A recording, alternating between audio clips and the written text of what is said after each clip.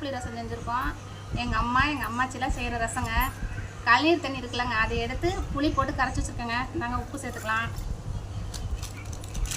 மஞ்சத்தூள் சேர்த்துக்கலாம், மிளகு ஜீரகங்க இடித்து வச்சுருக்கோம். மிளகு ஜீரகம் சேர்த்தாச்சுங்க. பூண்டு, சின்ன வெங்காயம், வரமிளகா, கருவேப்பிலை, கொத்தமல்லிங்க.